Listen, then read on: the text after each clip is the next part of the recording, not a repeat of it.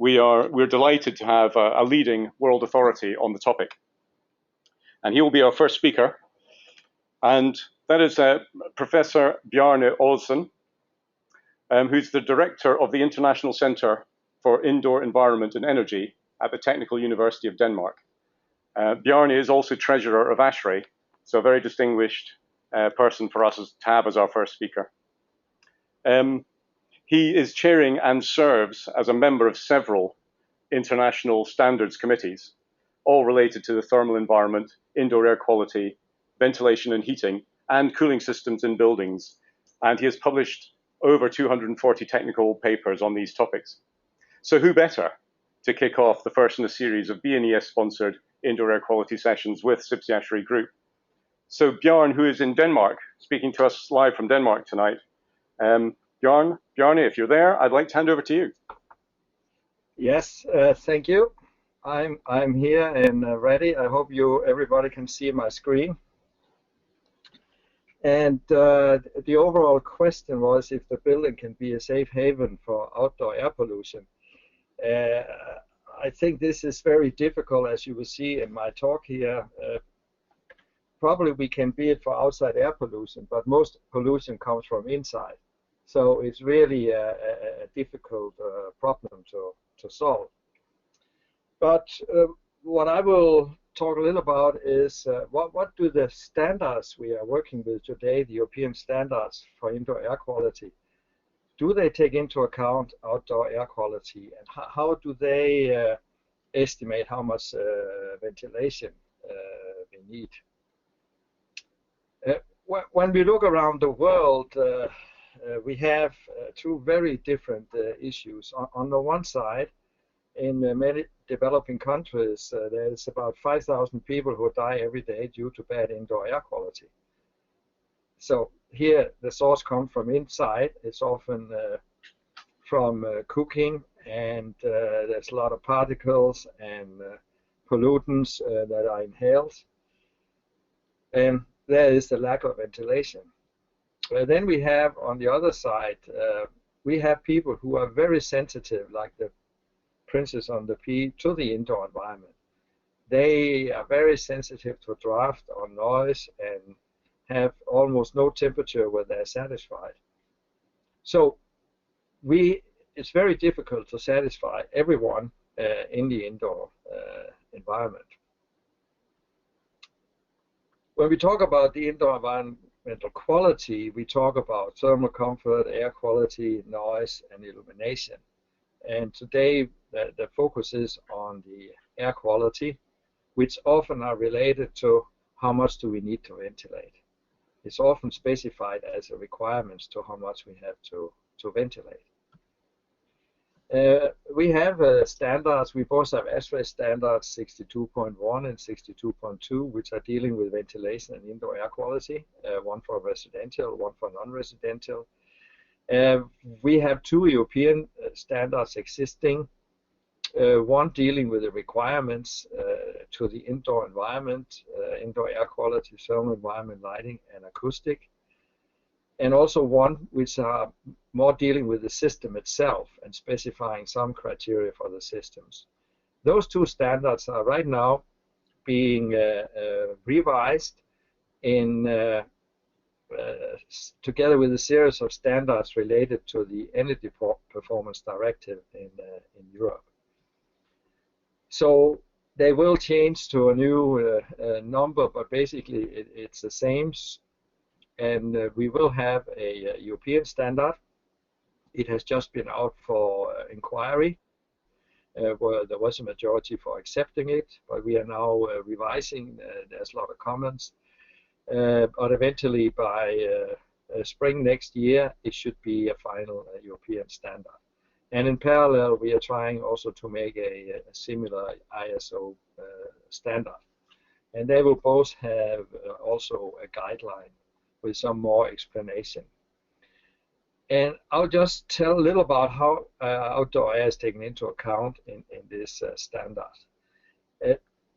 What they do is they don't specify one set of criteria for the indoor environment.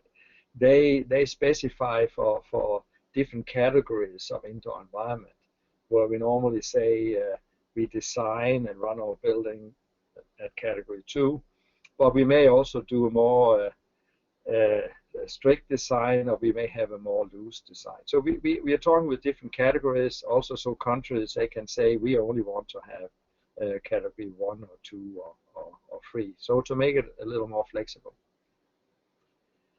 Regarding the criteria for the ventilation or for the indoor air quality, it's mainly based on comfort, on people's perceived air quality, how they feel it, how the odor is in the space. To some extent also on health, but normally if you ventilate for comfort, that people feel the air fresh, then you normally also have ventilated enough to secure health. Productivity is not really regarded or looked at when we work with this standard. We are somehow looking to the energy because we have seen more ventilation is better, but there we have to look also then on the energy use. Now, one of the main sources for pollution is ourselves, and that's human bioeffluents. And that's one of the main reasons why we ventilate. That is because we have people in the building. And so that's a source we cannot really remove. But we looked at some years ago, several years ago, we looked at several buildings in Europe to see what were the sources for the sensory pollution load in building. And when you look here, the outdoor air had the same contribution as the occupants. Now you see here, the big part here is materials and activities. And I should say, in a lot of these buildings, there had been smoking before. So that's one of the reasons why the activities of people had a very high impact. But the materials we are putting into the building has a significant influence on the pollution load in the buildings. And even the ventilation system, which was exposed to provide clean and fresh air, contributed more to the pollution than the occupants. Well, several of these buildings were not well maintained and so, but that I think it's a good average how it looked like 15 years ago. And of course, the smokers now, fortunately, are out of our building, so this source we don't have to worry about. So today, when we have to look at how much we should ventilate of outside air, we have some tables saying how much you should ventilate per person, and then you have to know how many people will be in a given room or space. And we also have a contribution, as you could see from the earlier data, from the building itself. So both in European standard and in the ASHRAE standard, we have then tables for different rooms and different occupancy density values for how much you should ventilate per person, plus how much you then should add for the emissions from the buildings and the systems. So you calculate in this way what should be the total air supply to this building. There's a little adjustment because we also have to take into account how well the air is distributed in the space. Some displacement ventilation may have a higher ventilation effectiveness than one, others may have lower if you have short circuiting. So this will influence the total ventilation or the supply ventilation. But in all this, it is assumed that the outdoor air is fresh. But I'll come back to that. In the new standard, we put a kind of minimum value for health for ventilation. So no matter what you calculate for these contributions from people and the building, you need to supply a minimum of 4 liters per second per person outdoor air. I talked about the different categories, and the people component we calculate when we just talk about category 2 here with 7 liters per second per person. We can't design for lower. For example, the ASHRAE standard 62.1 is based on adapted person. So it's only 2.5 liters per second per person. An adapted person is people who already have been in the room for 10-15 minutes. In many European countries, we design so people who come into a space, they feel that it is acceptable and fresh. So that's why we have some higher values for people. For the building, we in the standard we look at different buildings. We can have buildings which are well designed, where they have really taken care of the building materials, so they have low emission rates, and there we then specify a lower rate in liters per second per square meter of the space. If we have existing building, it may be higher, or if you have like a standard building, it may be higher. So that's something about the building materials you have used. You may lower the ventilation rate. The gray zone here is to find out, can you claim that your building is very low polluting or not? So we will have in some tables about the products. If you are using low or very low emitting products, then you can go to the very low pollutant buildings. But it's still something which are being discussed here when we are revising it. Is it the right values, and is that good enough to find out if you have a very low polluted building or not? So we basically then, if we take now a single office of 10 square meter, we take the building component, and which was 0.7 liters per second per square meter. We take the people component, and then we come to the total rate, which you can give as liters per second totally for that space, or you can express it in liters per second per square meter. And that is then done for different types of room and different types of density of occupants. So that's a concept, both for the ASHRAE standard and the European standard.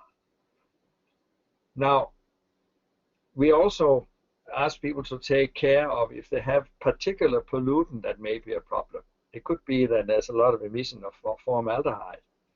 And in this case, we do take into account the concentration of pollutant in the air intake, because we put up a mass balance where we have the concentration of the outside air, the concentration of the recommended for health reasons, and the emission in the room itself, and then we calculate how much we need to ventilate. So in this, where we look at specific pollutants, the outdoor air quality is taken into account. What we do for references to what is acceptable levels, we refer to the WHO Indoor Air Quality Guideline. Now, when we now talk about outside air, which are not clean and fresh, then we need to use filtration and air cleaning. That has to be considered. So that's one requirement also in the standard. You have to evaluate the outside air and look if filtration or air cleaning has to be used. And when we talk about filtration, it's often mechanical filtration with filters and so on. And air cleaning, we more talk about like gas phase air cleaning or absorption. When we now look more on filters and what is required, we have now to look in another standard. Earlier it was 13779, but now it's also changed its number, which are looking at performance requirements for ventilation, air conditioning, and room conditioning systems. Also, that standard will have a guide which gives more explanation and give examples of how to use the standard. In this standard, they also include the quality of the outdoor air. And they try to specify 3 levels of outdoor air quality, as you can see in the table below. One outdoor air, one air that may be only temporarily dusty, it could be in the pollen season. And then outdoor air with high concentration of particulate matter and gaseous pollutants. And then outdoor air with very high concentration of gaseous pollutants and or particulate.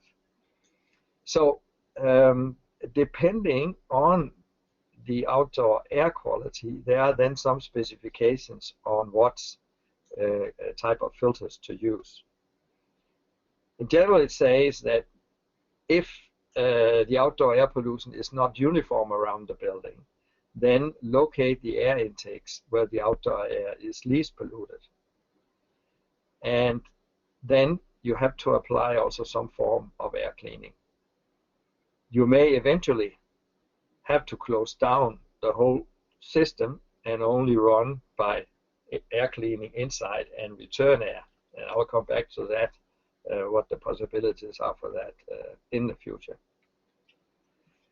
So, as I mentioned, depending on what outdoor air quality you have and the supply air quality you want, then there is some specifications to what your filtration efficiency must be. And they are referring to another standard on filtration efficiency. So if you have bad outside, very bad outside air, it's almost impossible to get the high quality supply air. So and this should help people to select the right filter combinations to try to clean, especially the particulate matters which are in the outside air. Gas filtration could also be used, and there's some tables saying when it's recommended and when it is required. Again, the worse the outside air is, the more necessary it is to use not only a particulate filter but also gas filtration. I think I'll skip just to say that for the residential we have a special set of recommended values for the air change rate or liters per second per square meter, but I'm not going to detail here, but just so you know that there's a difference between non-residential and residential building. Now, when we go back and look at these studies where I also mentioned that the ventilation system itself may contribute to the indoor air pollution, even if it should provide fresh outside air. The system we looked at for years ago, which were old system, we identified filters, rotary heat exchange, and humidifiers. That where we found the highest pollution loads.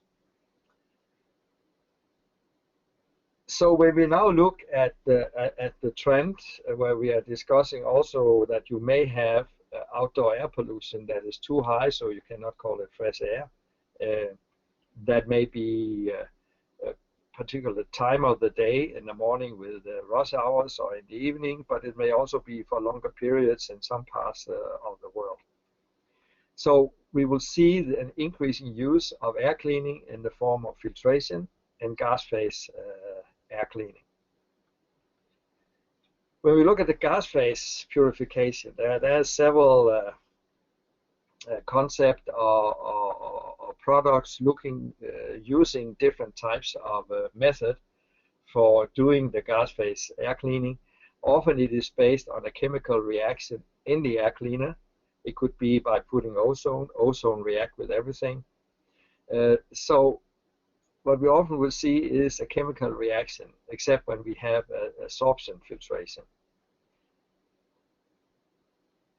And here we have to be a little careful, because even if we think, okay, maybe air cleaning can substitute for outside fresh air.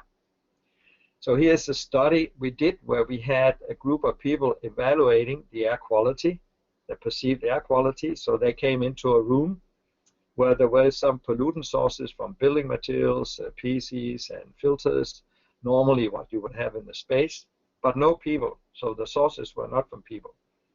So they went in, sniffed to the air and evaluated the quality. So the higher value, the worse is the quality of the air.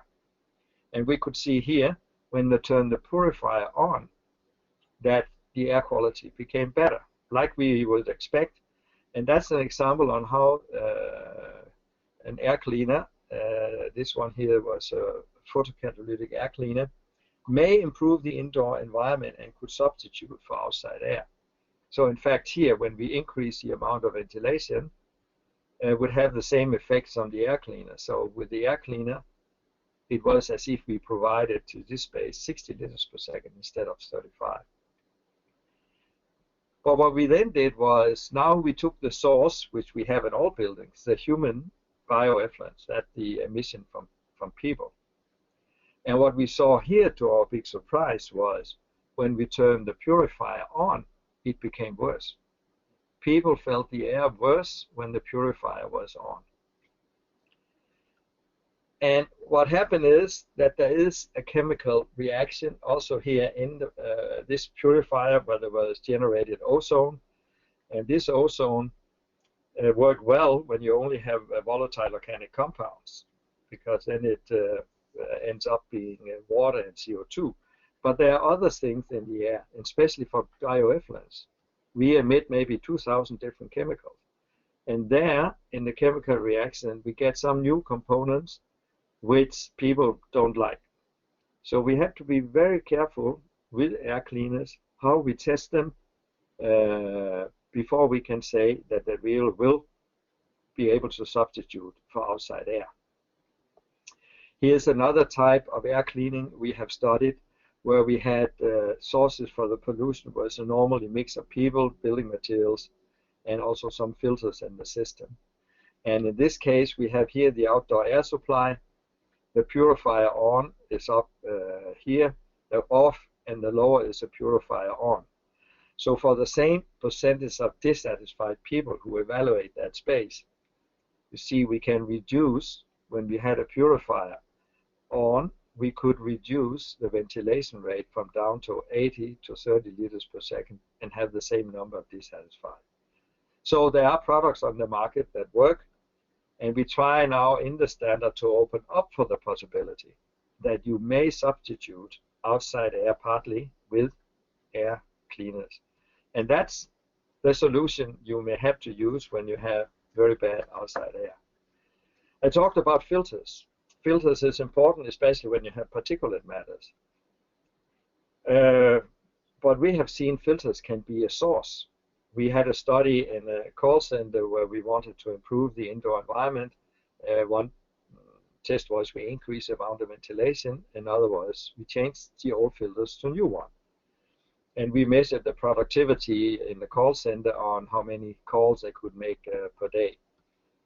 So by changing the 6 months old filter with new filter, we could increase the productivity. They could have more talks during the day. We had an increase in productivity about 10%. Very effective, much more effective than increasing the ventilation rate. So we have to be careful when we now have to use filtration to avoid too many particles from outside, that the filters themselves not become a source of pollutants. And the reason, again, what we see with the filtration is you will have a lot of dust and other things sitting on the filters, and even a small concentration of ozone, we will have new components after the filter, which people, they feel worse. So again, it's a chemical reaction between often the small amount of ozone you may have in the air. So this chemistry is important, and we don't always know what we have in the air, so we have to be very careful with the type of air cleaners we are using, but also that filtration or filters not become the source of pollution.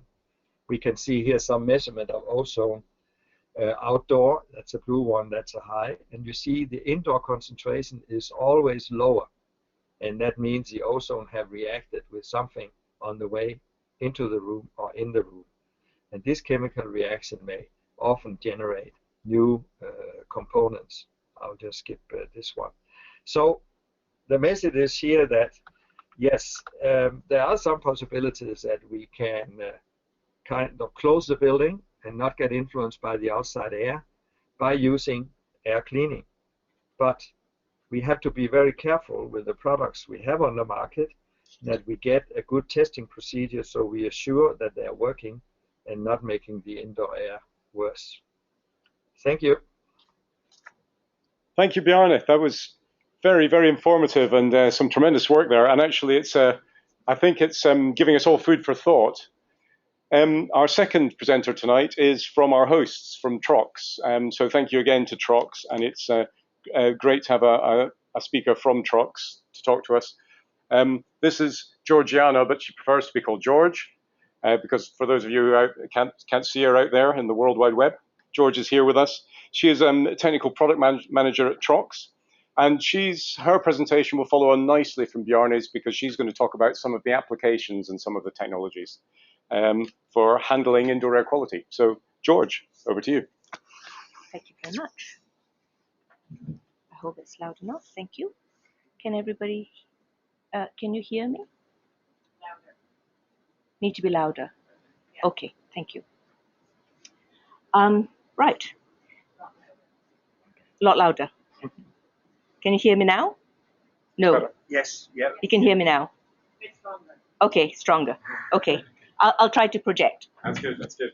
Okay. Just in case those of you out in the World Wide Web do not know who Trox are, we make products that handle air, from treatment to movement, right through to distribution and even fire safety systems. So just about everything we do has an impact on indoor air quality. Take air distribution as an example. It pays to know the principles and limitations on the two systems, as Bjarne touched upon earlier. Now, displacement flow provides the best indoor air quality, but is limited to about 40 watts per meter square for comfort conditions.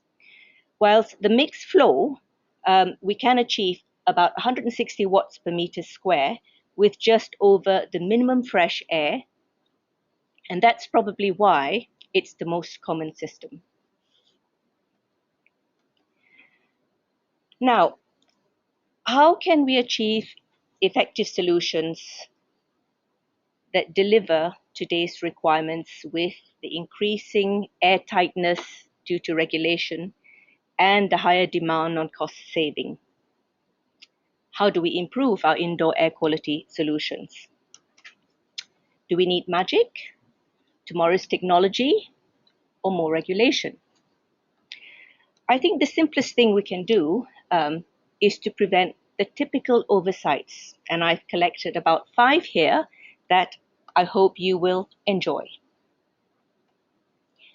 Let's start with air treatment, because that's where it generally starts.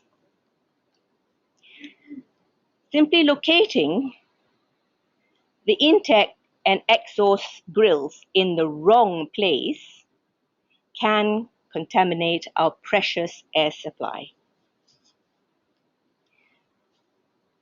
Generally, for the best indoor air, simple, just collect from the cleanest source possible.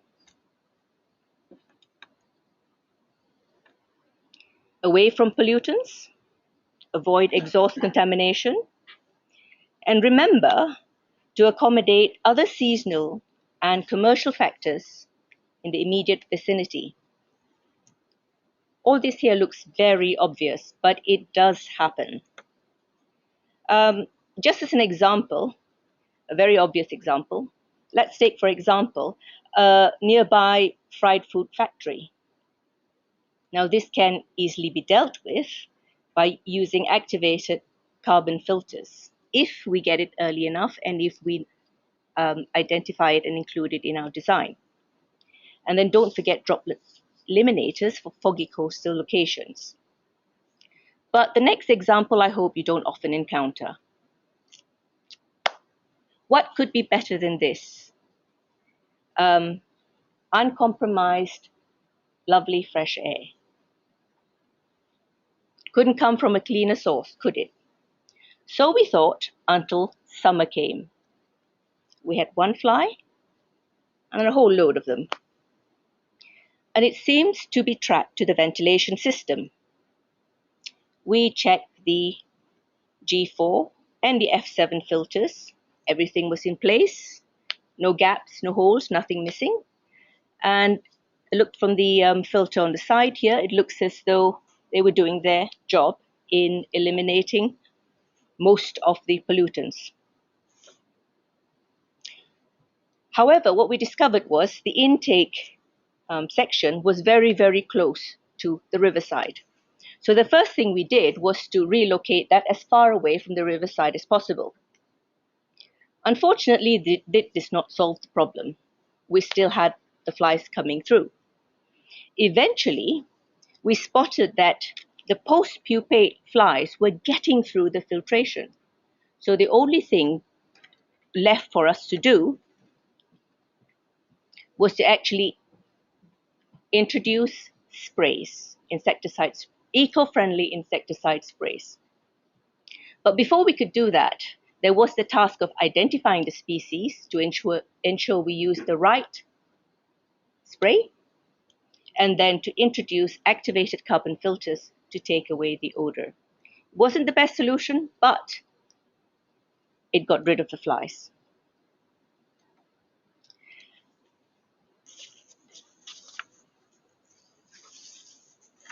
So, if we've considered air from a clean source, what we have to now do is to make sure it remains clean till it gets to the occupants in the room. Now, what is a very, very common air terminal device are fan coil units. And this is the common fan coil unit arrangement.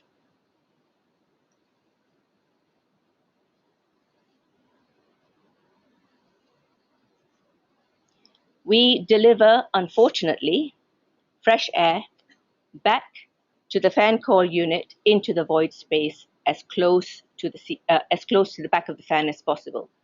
It's the most cost-effective solution because it requires the least grills and ducts. Unfortunately, the fan coil unit is physically bigger than it needs to be because it's treating the void air that is higher than the room temperature.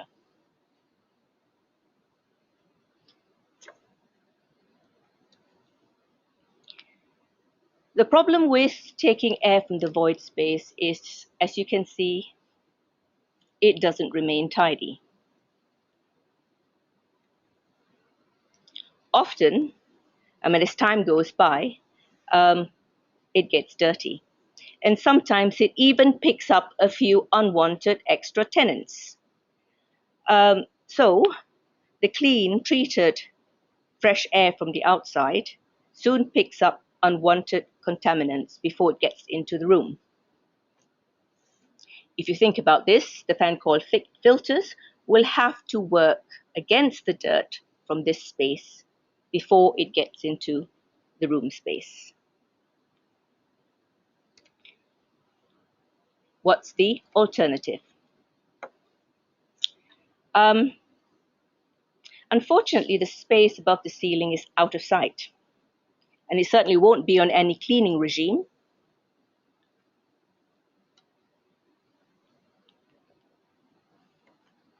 So these are the few components of the fan coil that often gets clogged up and dirty and do have a direct impact on poor indoor air quality. Generally, the telltale sign is that musty smell you get as the system starts up. That's dust. Now, to have good impact, better impact, obviously, regular maintenance is a must. But that's not to say, and we certainly do need the very deep periodic deep cleaning as well.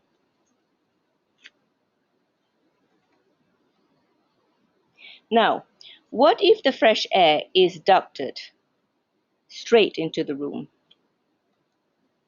This option here shows the fresh air being ducted straight into the back of the fan coil. It's more cost effective because it requires less grills, but the fan coil is still physically bigger than it need be because it's handling the unnecessary primary air into the system, through the system. the primary air is pre-treated.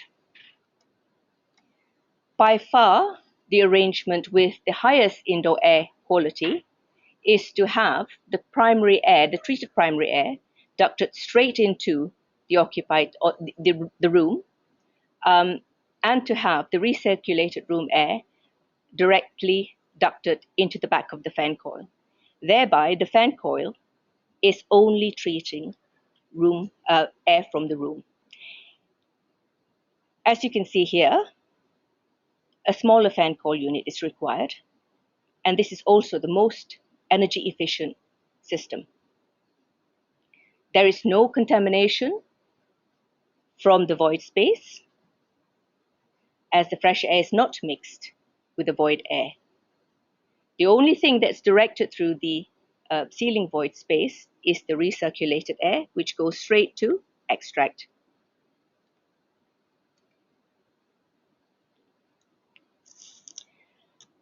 The other considerations with fan coil systems is that as they normally operate with chilled waters at 7 to 12, condensates. Water condensates out of the air, so it's a wet system. The wet condensate has to be collected, and it may pool. And with the warmth of the ceiling air, it's ideal for mold growth, which is a potential indoor air quality issue. We can, of course, minimize these issues with the following features. Wet areas can be treated with antimicrobial additives, which, by the way, also prevent fungal growth. Simple design features like encouraging drainage with a slope in a drainage tray, and also detachable and cleanable drain pipes.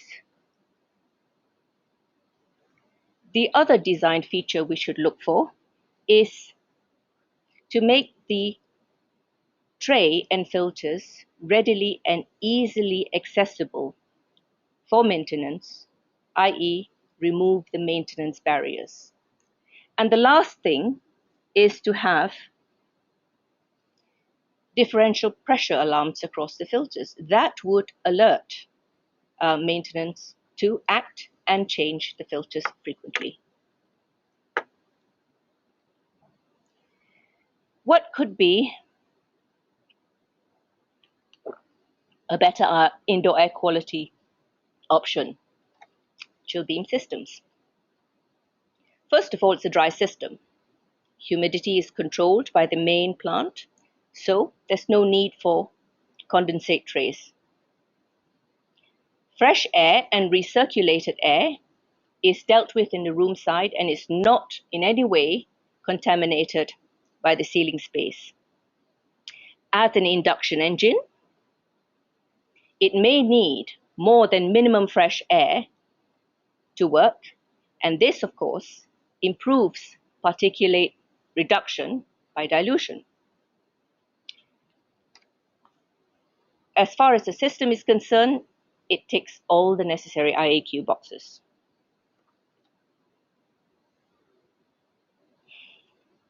Even with chill beam systems, the indoor air quality can still be compromised.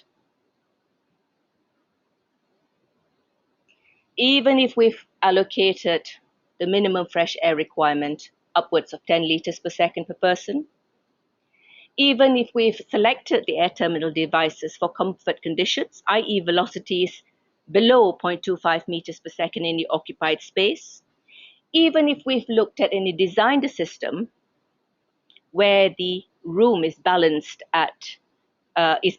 between supply and extract,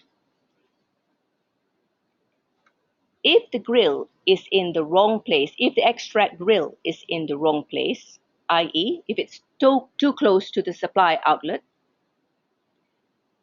it can be blanked.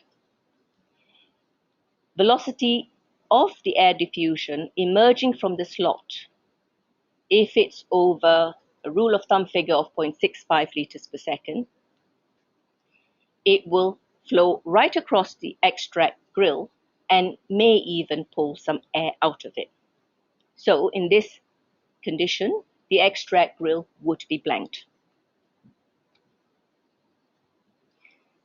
Our example below, even if there was a sealing tile between the chill beam slot and the extract grill, the air would emerge from the chill beam slot and be sucked away immediately by the extract grill, thereby short-circuiting the system. In both cases, indoor air quality will be affected as pollutant removal will be compromised.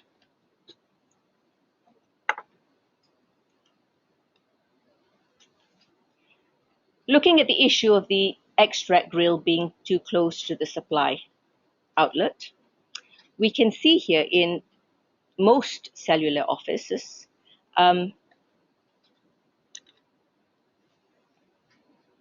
finding a space to locate the extract grill that's outside of the air diffusion path of the chill beam can be challenging, particularly in cellular spaces like these. So, the recommended solution is to integrate the extract grill into the chill beam. Thereby, the extract airflow pattern is aligned with the chill beam airflow pattern, intake airflow pattern, avoiding short-circuiting. There's also the added bonus of having uniform aesthetics, and it's an ideal solution for confined cellular spaces.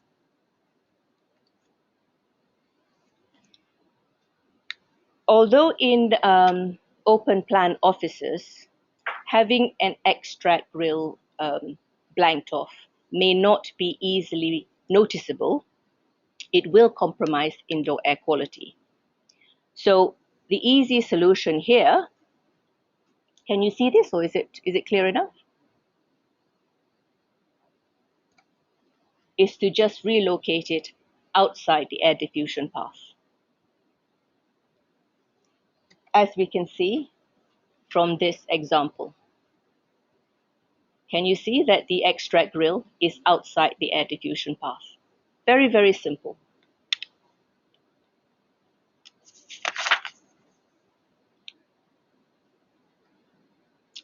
Now we've just seen an example or two of the easier internal zones.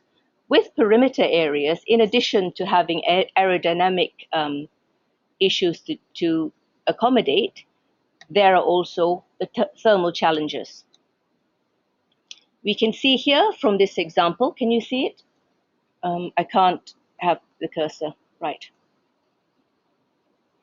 The convection currents can cause uncontrolled solar plumes to move very, very quickly on the inside of the window pane between the blind and the window pane and emerge at a very, very high velocity across the ceiling here. The velocity is so high that it bypasses the extract slot here, the shadow gap extract slot. So we can put a lot of effort into locating our grills, etc., and then overlook this minor architectural detail. The answer, the correction, is quite simply to lower the height of the ceiling such that it's in line with the underside of the blind. Here's a challenge for you. Does this look okay?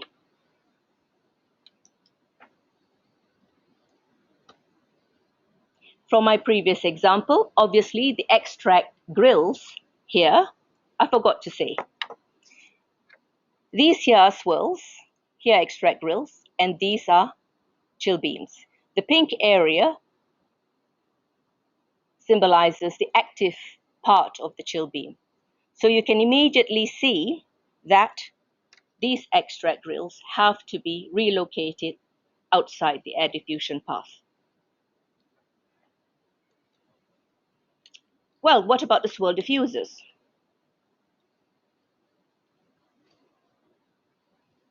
Can we make an assessment here as to whether or not there's going to be an issue of comfort between the chill beams and the swirls.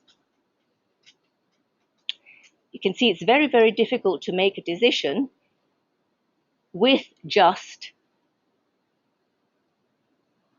the plan. We would need the plan and elevation before we can make a proper analysis. 1 minute, okay. I'll be as quickly as I can.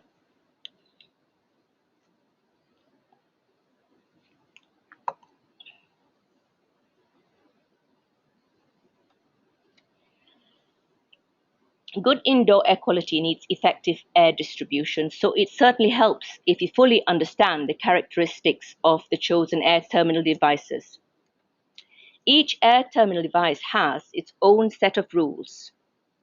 The designer is not expected to be an expert.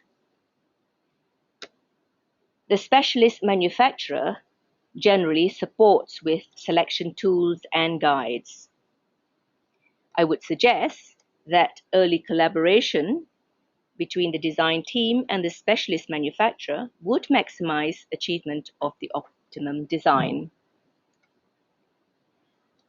Here's an example of the 21st century. I would challenge you to guess what happens next. I've titled it an app with indoor air quality side effects. We were called to site to investigate energy peaks in this indoor car park where we had installed a smoke extract system. There was these energy peaks, but there was no fires reported. What we observed was around 5 o'clock,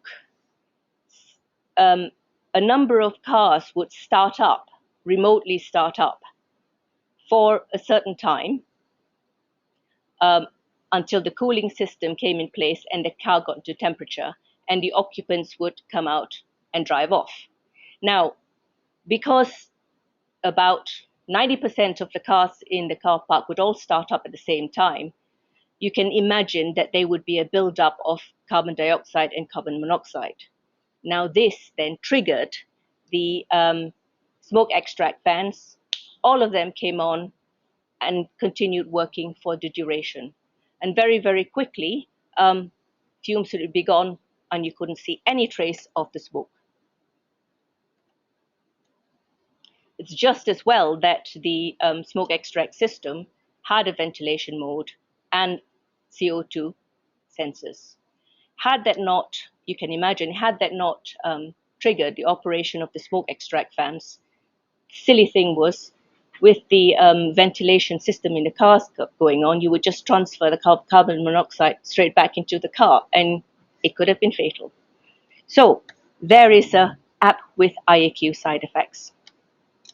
I hope my examples has been varied enough. Thank you for your time. Thank you, George.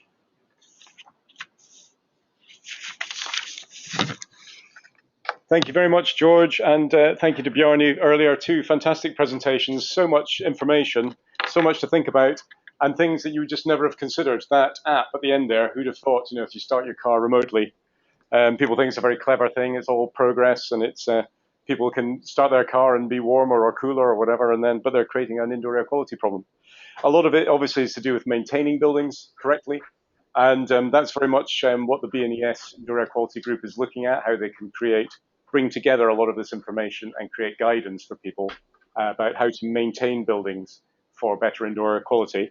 And so I'd like to introduce you to the chairman of the BNES Indoor Air Quality Group, who's with us tonight. That's Giuseppe Borghesi. He's the general manager of Bouygues Energies and Services. And he's an FM specialist, so very much coming at this from a building maintenance angle. So a couple of words from Giuseppe. Thank you, Ewan. Just wanted to introduce myself and maybe pose the first question for the evening. I'm the chair of the Building and Engineering Services Association Indoor Air Quality Group. The group was brought together other associations and interested parties to contribute to the solution to the growing concerns of indoor air quality. The aim is to provide guidance for the design, maintenance of building ventilation systems that can be applied consistently to all buildings to achieve an acceptable indoor air quality. When a common standard is agreed, the aim is to use SFG 20, which is a widely used specification for building maintenance in the UK. This will go a long way to establish a standard for all buildings. I'd like to pose a question to Bjarne. Very good presentation, and it was a lot of things I was very interested in with the work that we're doing here. You've categorized indoor air quality and outdoor air quality and tried to sort of give them a kind of a status as to how you deal with it. One problem we're having with the indoor air quality group is trying to establish what is the actual contaminant that's causing the problem, or the contaminants. Is there a way of measuring that? Is the new standard going to put forward what the pollutants are and the level of pollutant that needs to be dealt with, or is going to be applied to that categorization? Well, there has been many attempts to find out what are the contaminants that causes indoor air quality problems. Because we have thousands of chemicals. Alone what the human being in the bioeffluent, we have a couple of thousand. And one of the problems is often that the sensitivity of the human nose when you feel the air is bad and so is often much higher than the sensitivity we have our existing instruments. And as I mentioned, that one of the main reasons for prescribing the ventilation rate is a comfort, the perceived air quality, that we feel the air is fresh. And normally, if we fulfill that, then in most cases, probably 90% of the cases, we will have taken care also of any particular pollutants like formaldehyde or VOC emissions and radon in residential buildings. So as an indicator for how much we really ventilate, where we have occupants, we have often used the CO2, because people, they expire CO2, and we can then from the CO2 get some idea about if the ventilation is okay. In fact, we also set some recommended criteria for the CO2, so you can use that as a measure. Normally we say it shouldn't be higher than 650 parts per million above outdoors. Some people say 1,000 indoors, but that the outdoor is changing. It's more correct to say like 650 outdoor. So that's the best indicator we have for indoor air quality. And only in particular cases we need to measure VOCs or formaldehyde. But normally formaldehyde, we are not putting. We have, most European countries have requirements to the product itself how much it must include.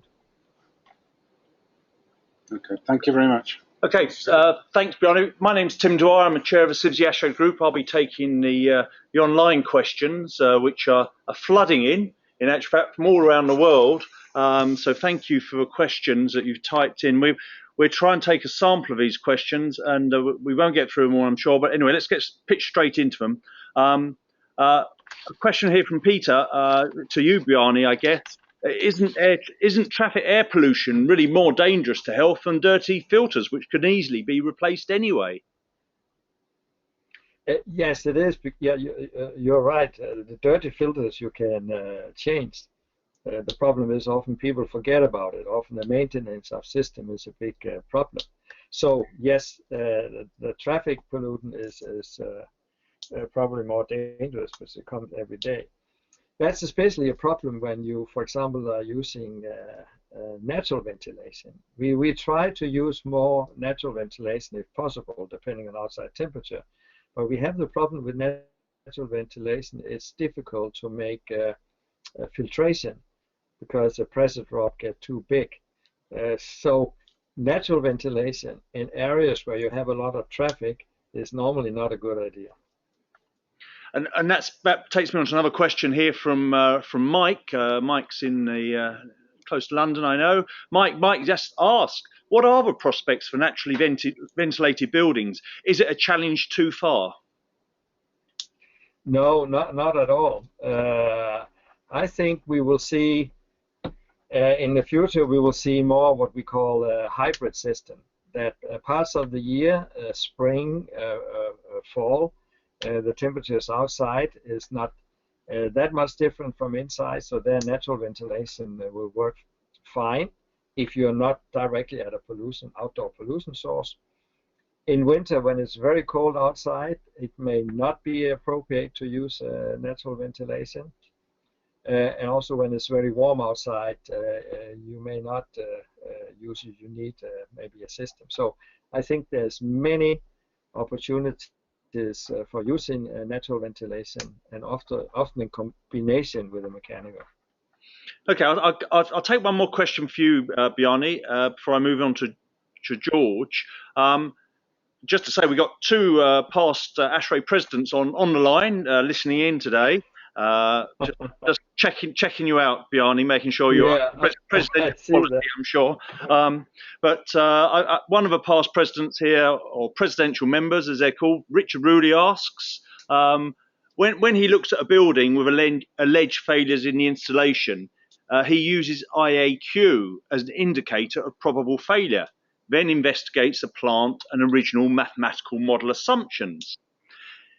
He asks, do the standards have numbers of must not exceed? So are there upper limits for all these standards you set for IAQ? Yes, there are upper limits, but as I mentioned, when we only talk about IAQ, we often use then the CO2, and then for others we refer to the WHO requirements. I showed the table because they are setting a health limit. We don't have the expert to do that in the standard committee. We rely on WHO. So, but for many substances, we don't know what is the recommended limit.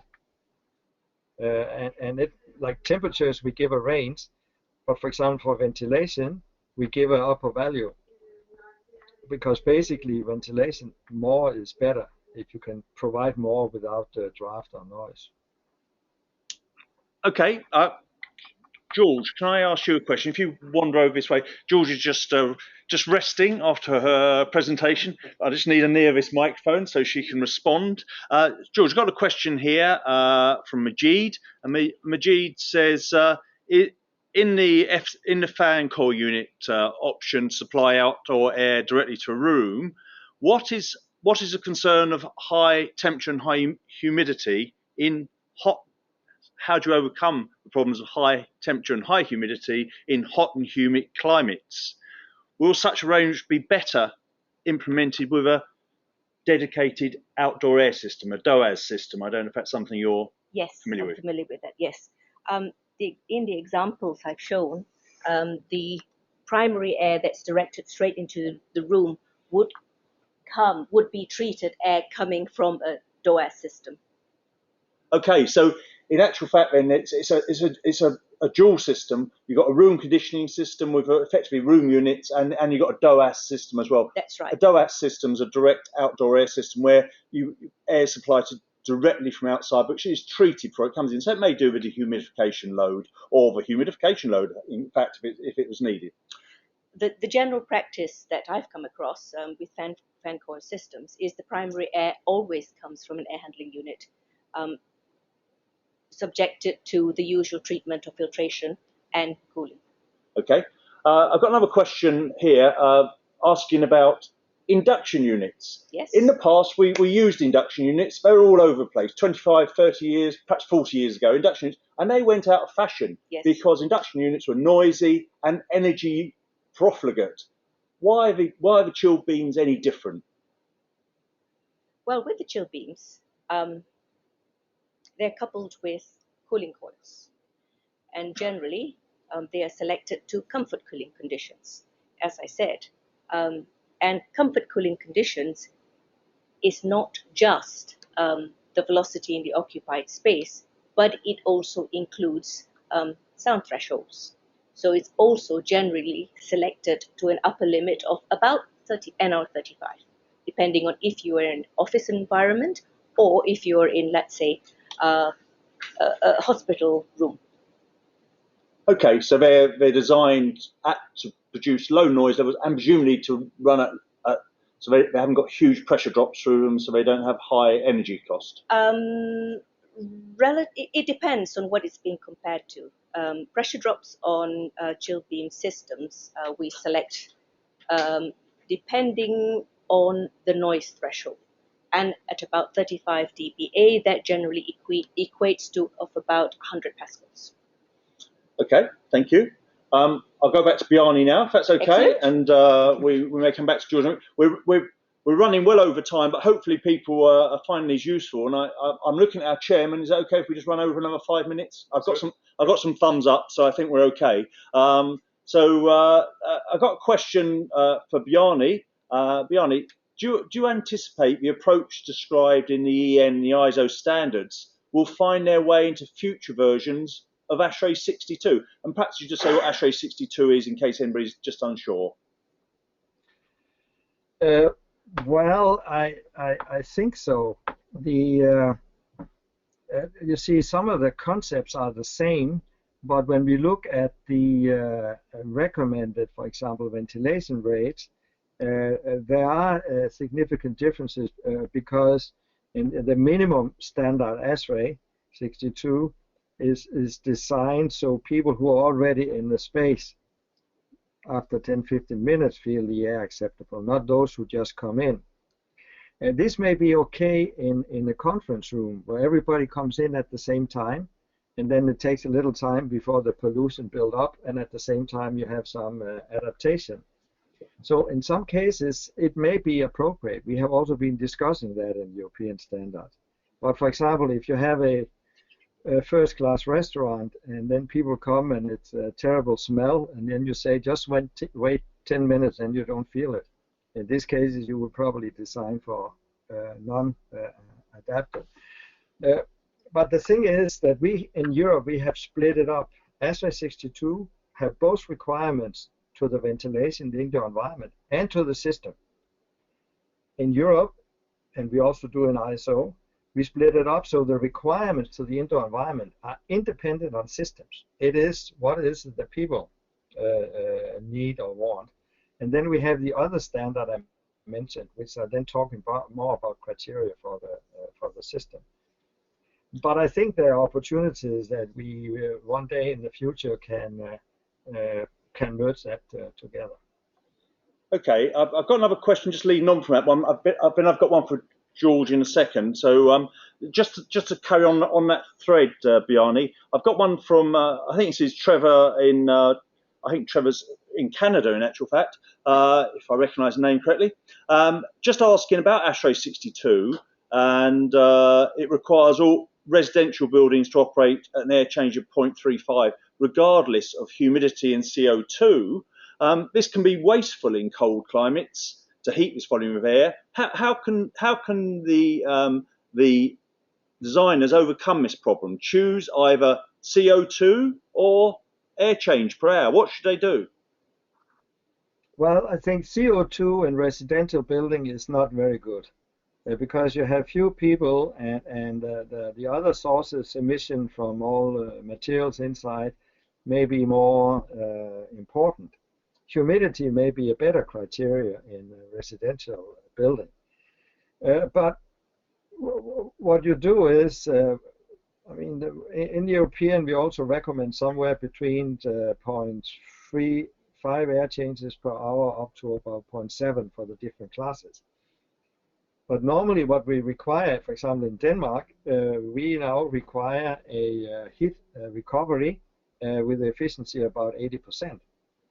So if you're using mechanical ventilation with heat recovery, you can recover 80% of that heat, so it doesn't become so critical. Okay, thank you for that. I'm just going to lead on from that one once more before I go to George, being very patient here. This is from the past president, Bill Barnfleth. So he'll be just coming in from Pennsylvania. And Bill says that the ASHRAE standard 62.1, which is looking at indoor air quality, it requires regional and local outdoor air surveys prior to using outdoor air for ventilation and treatment for PM 2.5 and PM 10, that's small particulate matter in the air, of course, and ozone levels. His impression, though, and of course that's a US-based standard. Well, it's an ASHRAE standard. It's an international standard, but it's based on knowledge perhaps from ASHRAE. But he said this is almost never done. And he wonders if that's a compliance issue in the European standards as well. Are people actually properly determining what the outdoor air quality is, so they know what air treatment to provide? What's your take on that, Bjarne? Well, no, I think that there is really a gray area or an area where there's lacking information. We don't do very much to check the outside air. I think we have strict rules, I know in Denmark or other countries, for the outside air quality. So we do a lot to keep it fresh and clean, but we do very little check on buildings. And also, as I mentioned earlier, if you want to have natural ventilation, where you have a building with a lot of traffic, you probably shouldn't do it because you cannot do any filtration. But I have seen buildings that was in Japan that were built natural ventilation. 10 years after, you have full of buildings around and new highways, so that changes also. Yeah. So the outside air quality is a big problem. We don't have a good solution for that. I think we're going to have to draw to a close. We're well over time, and I know we've got lots of questions we could pose here, but I appreciate that people have set aside a certain amount of time to come on this webinar, and we're already nearly a quarter of an hour over. So this is Tim Dwyer, the chair for CIBSE ASHRAE Group. I'm going to pass back over to Ewan Rose, who's chair for this session, who's actually the vice chair of CIBSE ASHRAE Group, to sum up. Thank you very much, Tim, and thank you to everybody for taking part. I think that was a very lively and very useful session. I think we covered an amazing amount of ground.